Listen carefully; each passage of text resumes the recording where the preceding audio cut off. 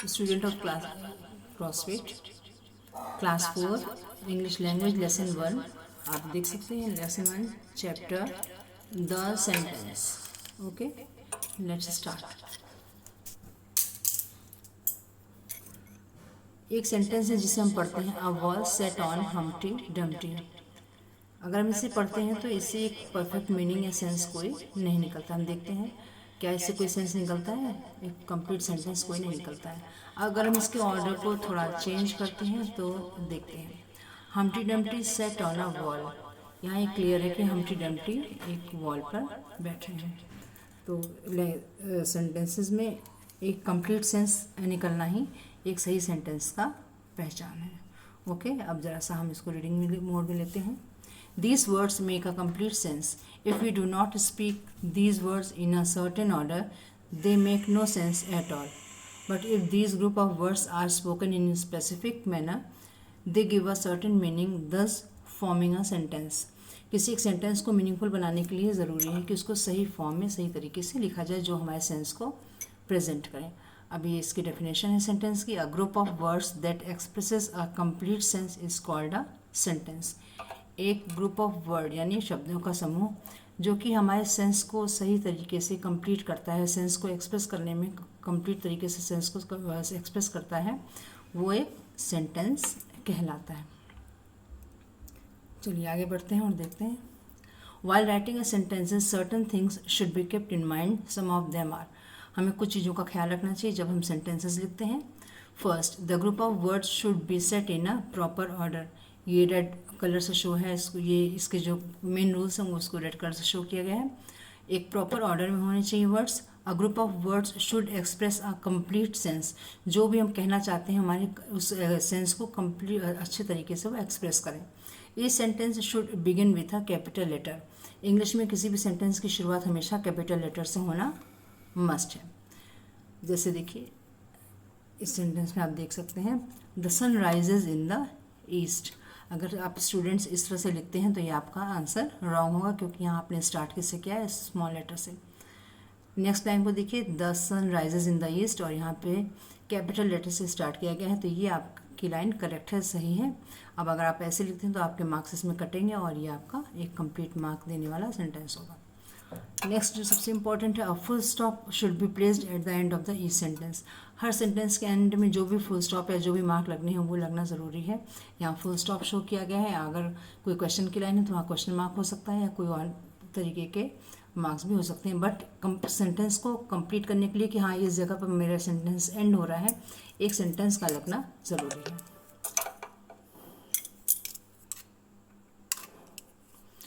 Next आगे बढ़िए।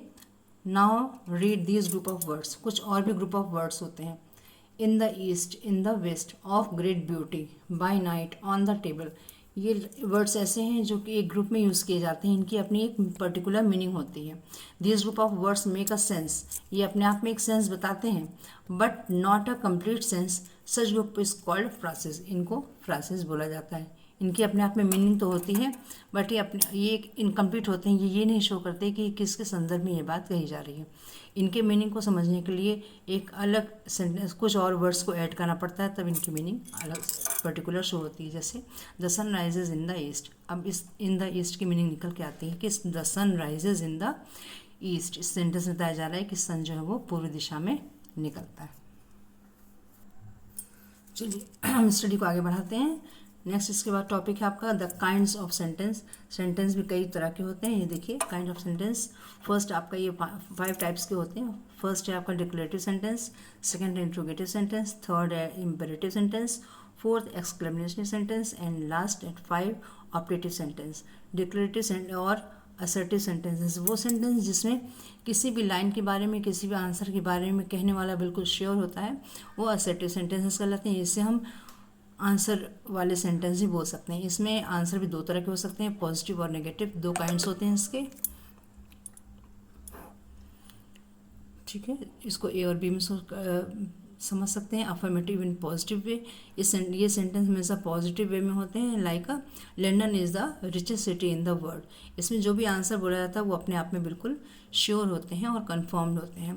Negative sentences, ये सेंटेंसेस भी अपने आप में श्योर होते हैं, अश्योर होते हैं, बट इसमें इसकी पहचान ये है कि इसमें हमेशा नॉट का यूज़ किया जाता है, नॉट या नो का यूज़ किया जाता है। देख सकते हो, we do not work at night, I do not work at night. यहाँ देखिए, no, not, not, not, not and not. Negative sentences में नॉट या नो का यूज़ किया जाता है। सेकेंड है आपके इंट्रोगेटिव सेंटेंसेस। इंट्रोगेटिव सेंटेंसेस को आप इंट्रोडक्शन या क्वेश्चन आंसर के फॉर्म में भी याद रख सकते हो। इंट्रोगेटिव में जैसे आप किसी से इंटरव्यू ले आता है, उससे ये शब्द अटैच होता है, तो जब इंटरव्यू में क्वेश्चन पूछे जाते हैं तो इस टाइप के वो सेंटेंस होते हैं जिसमें क्वेश्चन आंसरिंग की जाती है। A sentence that ask a question is called a interrogative sentences. And interrogative sentence ends with the mark of interrogation. देखिए क्वेश्चन मार्क, इसकी सबसे बड़ी पहचान यही है कि इसके लास्ट में इस तरह के सेंटेंसेस में where did you go, last में क्वेश्चन मार्क यूज़ किया जाता है। चलिए नेक्स्ट काइंड है आपका नंबर थर्ड। थोड़ा सा शो होने में दिक्कत है। चलिए, इम्परेटिव सेंटेंसेस। इम्परेटिव सेंटेंसेस में आपको किसी भी तरह की कमांड या रिक्वेस्ट की जाती है। देखिए इसके लाइन्स, ओबे योर पेरेंट्स या प्लीज़ हेल्प मी, इसमें आपसे रिक्वेस्ट या कमांड किया जाता है, तो इस तरह के सेंटेंस कहलाते हैं इम्परेटिव सेंटेंसेस। नंबर 4 पे आता है आपका एक्सप्लेनेटरी सेंटेंस। इस तरह के सेंटेंसेस में एक स्ट्रॉन्ग फीलिंग को शो किया जाता है। A sentence for expressing the strong feeling is called a explanatory sentences. इसमें किसी भी पर्सन के लिए एक स्ट्रॉन्ग फीलिंग, वो खुशी की हो सकती है, दुख के हो सकते हैं, सौरव के हो सकते हैं, आश्चर्य के हो सकते हैं, या उसको बकअप करने के लिए हो सकते हैं, ये यूज़ किए जाते हैं। नेक्स्ट आप देख सकते हैं इसमें, how beautiful this rose is. इसमें इसकी पहचान ये है कि इसके लास्ट में एक्सप्लेनेशन मार्क एक होता है, एक लाइन और नीचे एक डॉट, इसको यूज़ किया जाता है। तो इसकी पहचान बहुत इजी है, जिस भी लाइन में ये निशान होते हैं, ये मार्क लगाए जाते हैं, वो एक्सप्लेनेशन सेंटेंसेस के लिए होते हैं, तो इसको पहचानना ईजी है। चलिए नेक्स्ट फिफ्थ है आपका ऑप्टेटिव सेंटेंसेस। ऑप्टेटिव सेंटेंसेस में this sentences that expresses the wish, prayer, curse, act. किसी भी तरह के आशीर्वाद, किसी भी तरह के प्रेयर, प्रार्थना करना, आशीर्वाद देना, या कर्स यानी धिक्कारना, या किसी को गलत शब्दों के लिए बोलना, दुख वाले शब्दों के लिए बोलना, इस तरह के सेंटेंसेस इसमें यूज़ किए जाते हैं। जैसे may God bless you, may you live a long life. इसमें किसी तरह की ब्लेसिंग दी जाती है, आशीर्वाद दिए जाते हैं, और इस तरह के सेंटेंसेस कहलाते हैं ऑप्टेटिव सेंटेंसेस। तो चलिए जल्दी से एक बार सारे के सारे दोबारा हम लोग रिपीट कर लेते हैं।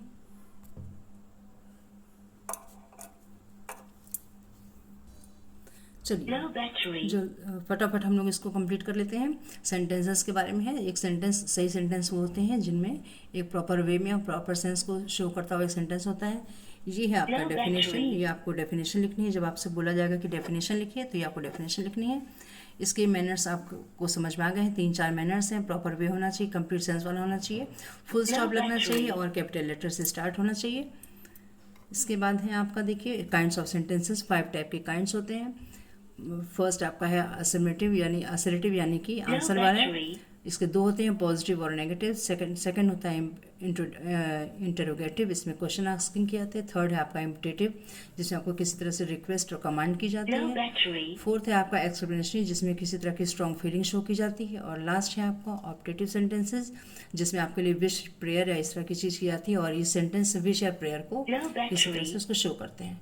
चलिए इस वीडियो में सिर्फ इतना ही। नेक्स्ट वीडियो में आपको इससे रिलेटेड क्वेश्चन आंसर और एक्सरसाइजेस को करने के लिए बताया जाएगा। Thank you.